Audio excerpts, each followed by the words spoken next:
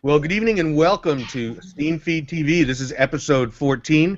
For those of you that are following along, you know that last episode was episode 12. We have conveniently skipped episode 13. Make sure that we don't have any glitches, which probably guarantees we'll have glitches tonight. So I want to welcome our guests and our panel, Doreen, Greg, Jeff, and Randy. Let's start with Doreen. Just say a quick hello. Hey, how's everybody? Greg. Awesome. Hey guys, how's everything going? Jeff? Jeff, are you there? Jeff's been having problems, so we'll go to Randy. Howdy. So Jeff, for those of you that are listening, Jeff is having some issues with his connection, so he's going to be in and out tonight. All right, so let's go ahead and jump right in. What we're going to talk about first, the first topic, is not so much about there's a new platform out there called ELO or ELO, whatever different people are calling it. It has made somewhat of an impact in that those of us that are marketers have noticed how it just popped on the scene and was like everywhere all of a sudden, which is kind of interesting. But I think the bigger question is not so much about ELO and how it operates, but where these things are in the social space. Do we have our platforms like Facebook? Is Facebook basically too big to knock off the pedestal? Are they still the big boy on the block? And do sites like, Google+, Twitter, LinkedIn, I know they're not looking to knock Facebook off the pedestal, but I'm just curious, just some opinions. If LinkedIn left tomorrow and we woke up and there was no LinkedIn tomorrow, would it create a huge impact? Same thing for Twitter. So I'm curious where the panel feels on that. What you guys think about it. So, Greg, why don't you start us off and tell us what you're thinking about? I don't think that any of we were kind of talking about this in the green room, and I don't think that any of these companies are really ELO or any of these other companies they're not trying to knock off Facebook, and nor should they.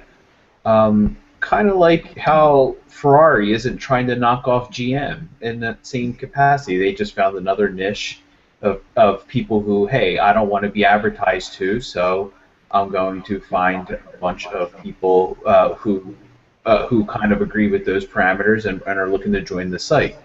They don't need a huge user. They don't need a huge user base. They don't need 1 billion people to be successful. They need if they get a couple million people, then that's a really nice business for them, and they could sell them their features and everything like that, and make a lot of money doing that. So no, I don't think that they. Tomorrow, are they going to knock off Facebook, LinkedIn, or Twitter? No, they're not, and nor should they even try to. Doreen? Okay, sorry. No, go ahead, Doreen. I was saving you for last, Randy. Well, I kind of tend to agree with Greg. I don't think it's impossible to knock Facebook off, but I don't think it's going to happen. The billion people that are on Facebook now, the bulk of that, of course, are not marketers. They're just humans who want to be social and want to lurk into other people's homes and lives, and so that's human nature. That's what people want. I do think that if Facebook wants to be competitive and keep those people, they will have to evolve. They have to change. They already have, adding advertising, but they'll have to add new features, and who knows what Facebook looks like in 10 years. But I don't think that people out there are necessarily trying to create another Facebook. I mean, who wouldn't love to be as successful? However, I think there's plenty of space for new platforms that are going to be highly successful, but not necessarily, compete for that same exact space as Facebook. I do see Facebook more as the one for the common people. Not necessarily the marketers. Whereas Twitter is more for, I see it more as business people. So I think every platform has its purpose. So ELO coming on the scene it's interesting. We were talking in a green room how quickly they came on, and that process and who the marketing team is. But I'm not sure whether it will take off beyond this first hype. What are you thinking, Randy? Well, surprisingly, I'm not going to throw any grit in the panel conversation. I agree with both Greg and Doreen in that there's plenty of room out there. I think that I will say this though, and I've noticed it personally. We admittedly we all work in this space, and we have ventures in that with clients that we use these spaces a lot. So we understand them. Maybe more so as Doreen says, the common user out there. I've noticed just on my personal account, which I have a fun time on Facebook on my personal account. I like that. I play in it a lot. I share things like everybody else does on that. But I've noticed a tremendous amount of deactivation in my friend category. I go in there often to purge or to look and see, you know, who's engaging. And every time I go in there once a week, every time I go in there, there's 24 deactivated accounts. Now that's interesting. Something. I mean, I'm finding that more and more people are getting fed up. Maybe the more and more, and these are not marketing people, right? These are just people, right? That use it to enjoy. The growing part of that, I think the net gain of that is an older demographic. You're starting to see the older demographic get into Facebook more so than now. Certainly, the younger college-age kids, we all know they still got accounts because they their parents got in there and whatever. But they're on Snapchat. They're doing other things. So when these other platforms come up, that's where, as a marketer, you need to be depending on what you're trying to sell. You know, if you're marketing at AARP or something like that, Facebook might be a damn good place for you to play right now because there is a growing audience there. And I'm not discounting that there's not a younger demographic there, but there is an exodus because it is so big. And I think that some of those younger demographics. So Ello comes along. And the creative type people out there, the biggest thing that started Ello was Facebook pissed a lot of people off in you had to use your real name. And there was a group of just say drag queens. They wanted to go by their stage names, and Facebook wouldn't let them do that. So Ello came along, and they just it was like that was the big exodus from Facebook was they just jumped on there because Ello doesn't require that.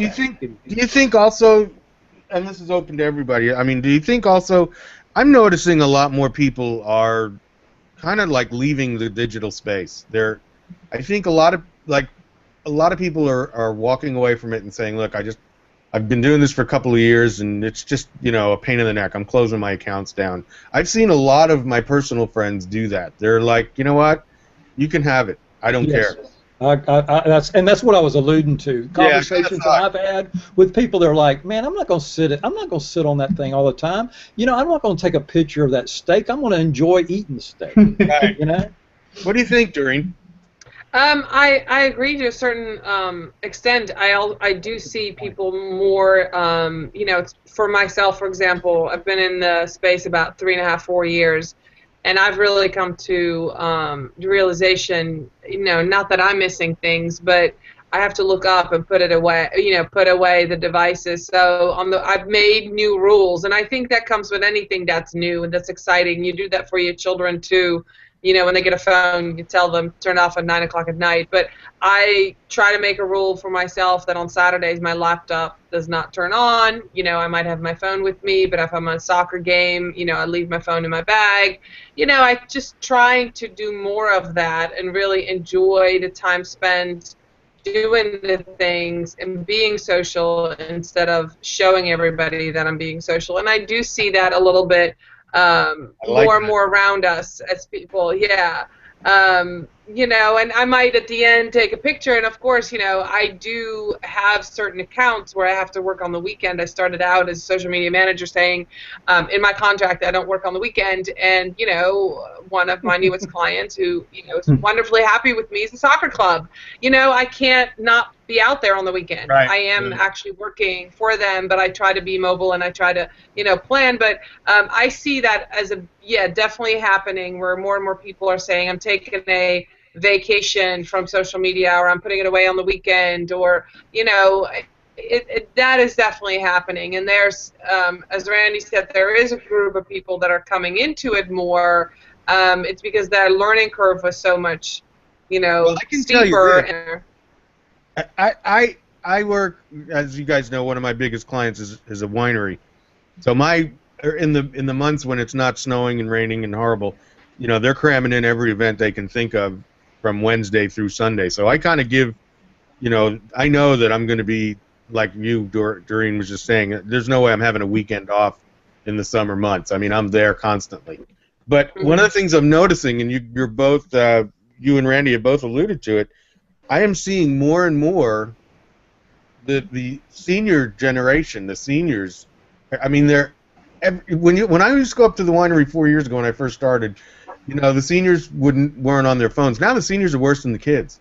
I mean, there'll be 5 or 6 of them sitting around a table, all with their phones out, and they're taking pictures of each other, and it kind of makes me laugh. It's cute, really. You know, it's like, oh look, you know. The user experience has softened a lot, and as Doreen says, that learning curve has shrunk a little bit.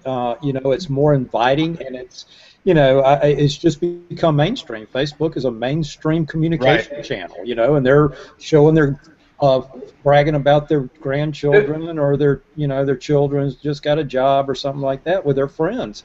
Or let's do this church event. Look, real quick, a few months ago, we had a 20-year-old guest appearance from Brooke's younger sister, Taylor. Taylor, yeah. And you know, we're talking about this in sort of our little echo chamber. But when I think back to that interview and that conversation with her, she didn't give a shit if she was on Facebook or LinkedIn or Twitter or anything. The only thing she cared about is, where are my friends? My friends are on Snapchat and they're on Instagram, so that's where I'm going to be hanging out. They may or may not be on Facebook, so I'm not going to be there. And to be honest, when I think about that now, sorry, Randy. No, when I think about that now, if if a core group of my friends on Facebook were like, hey, we're all going to leave and go to LO, guess what? I'm going to go to LO. I don't really care. Well, that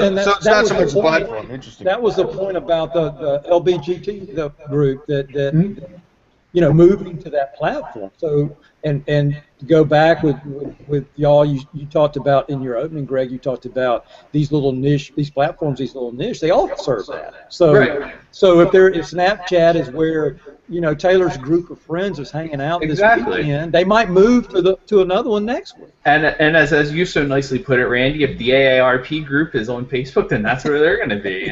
And if my group is, you know, if my generation, the millennial generation, we're on Twitter, then that's where I'm going to hang out.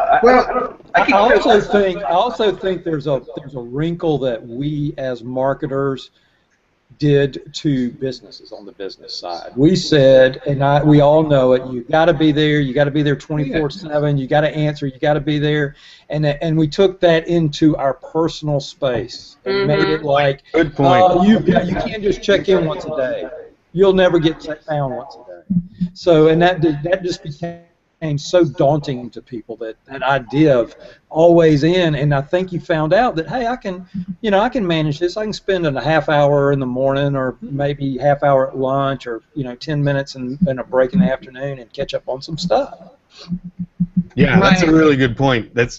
I think that whole concept bled over into our personal lives. That's a really good point. I like that. Well, I also think what's happening with the older generation, and I can say that with my own mother, that the technology now is much easier to use for them to go onto Facebook. My mother's never touched a computer. She doesn't, she knew how to turn it on and off, but she didn't know how to navigate it. My dad passed away in June. He left her an iPhone. He left her an iPad.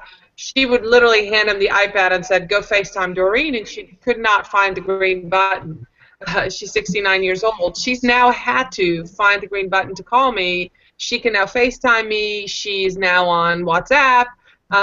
She's learning, but it's because it's that Apple product that's easier to use. But years ago with a BlackBerry, she didn't want a smartphone.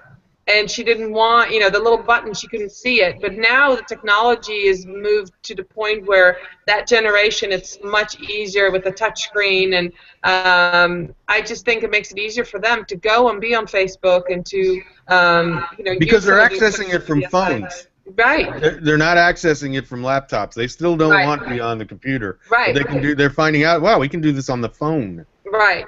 You know. Yep. It's pretty interesting. All right. Well, let's go ahead and move to a different topic, which is kind of it segues in perfectly. I'm going to read a quote first by Janine Residual, I believe is her last name. She's the VP of Marketing at Xerox, and I recently came across a quote of hers that I thought was very interesting, and I think it wraps in with what we're talking about quite well. She said, "In the future, there is no distinction between B2B and B2C. Everything is marketed to individuals." And I'm thinking, just as what we're talking about, and we've talked about it a little bit. Randy, you alluded to it with the AARP. Greg, you were talking about Taylor and the younger generation being on Instagram and Snapchat. And Greg, you mentioned it earlier in your first statement. Now you can go ahead and come up with a social platform and direct it or steer it towards an age group. And so in other words, if you're doing something, selling something that seniors would buy, you're not going to go to Snapchat, and vice versa. And so I'm wondering if any of these new things and this whole idea of not marketing in a B2B or B2C arena and marketing to the individual is where we're going. It sure appears that way, but I'd love to get people's thoughts. I think it sells books. I really do. I think that there's always been this thing about marketing is no longer marketing. We had, and as Doreen was talking about, these new devices we have make it very easy to communicate, to deliver a message. That's still marketing. It's still advertising. That's not going away. It's just the way it's delivered. But saying that, I mean, it's no different than sitting in your easy chair watching a television in 1965. A commercial comes on. Now a commercial's coming on in a different, and it's maybe a more adaptable commercial. Maybe it fits in. The science and the technology has allowed them to put cookies in there, and they know what Greg likes.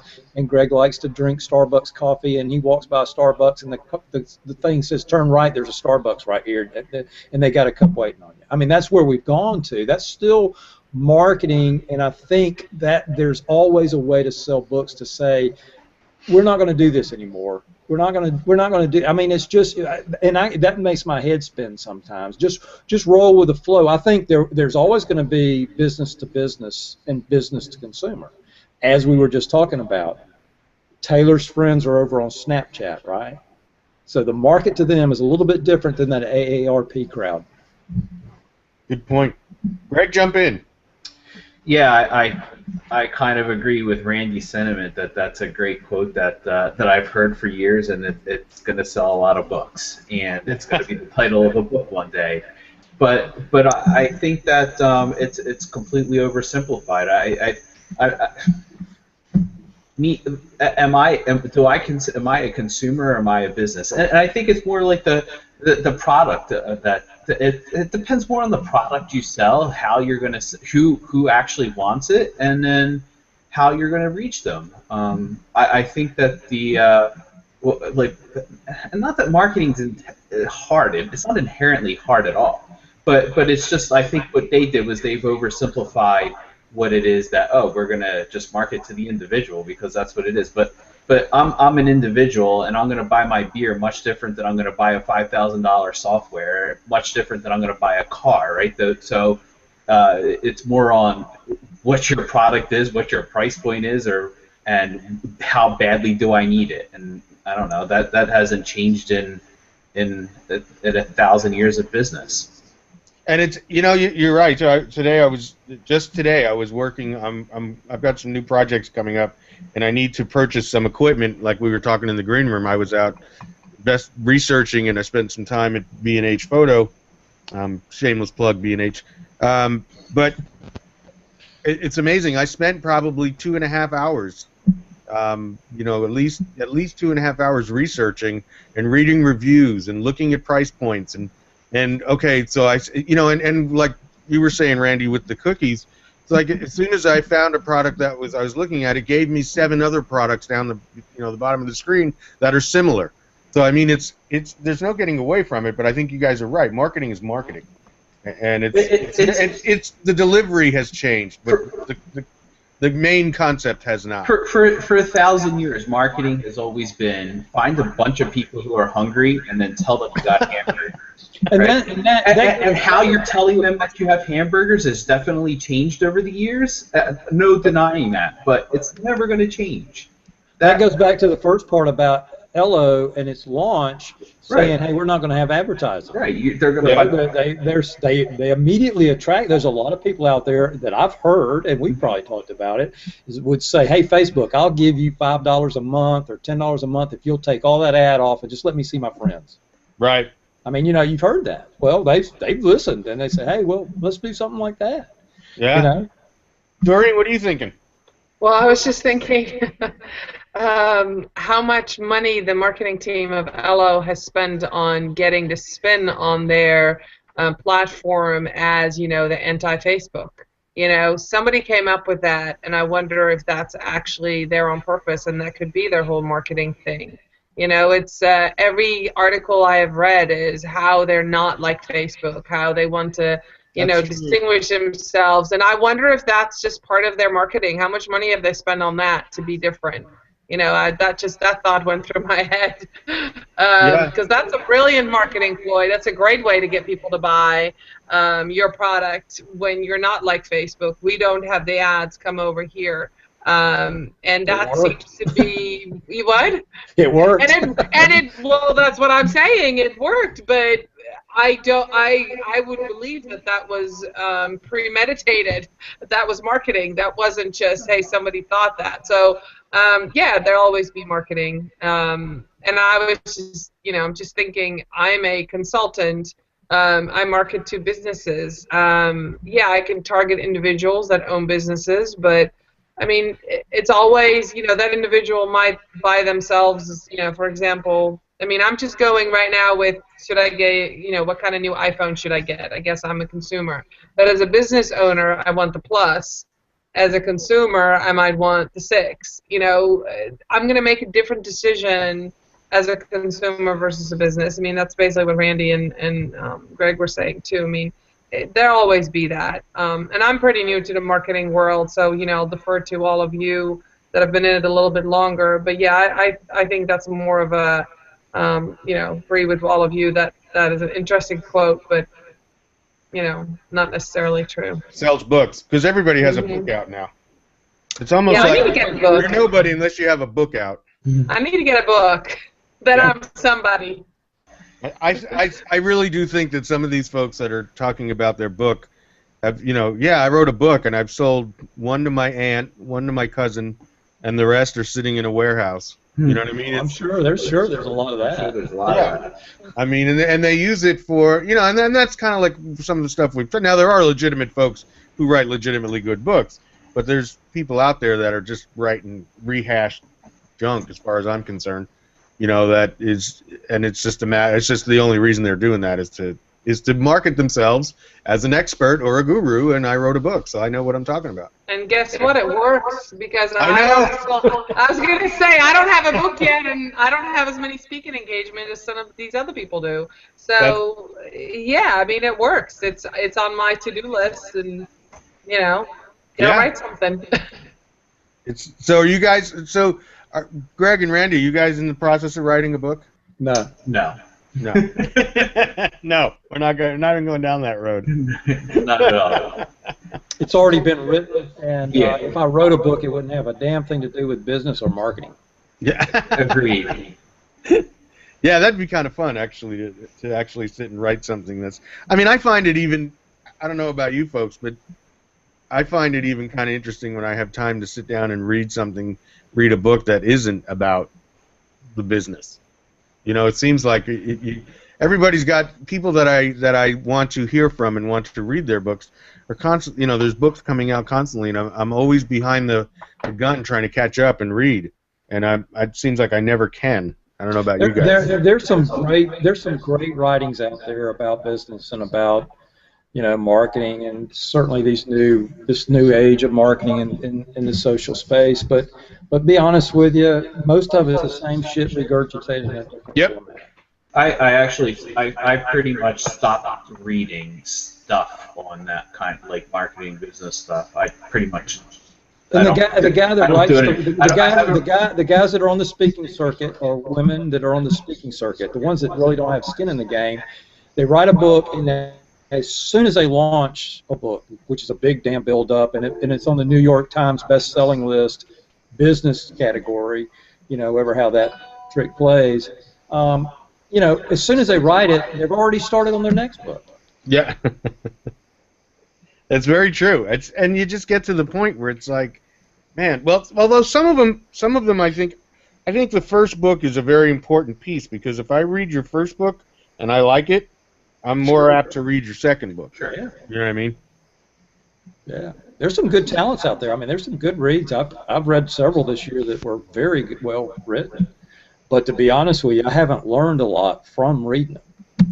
Meaning, I didn't go, voila, I had not thought of that. That's amazing. I learned so much more by just doing and experimenting than reading. I don't know. I like Randy said, I haven't read anything.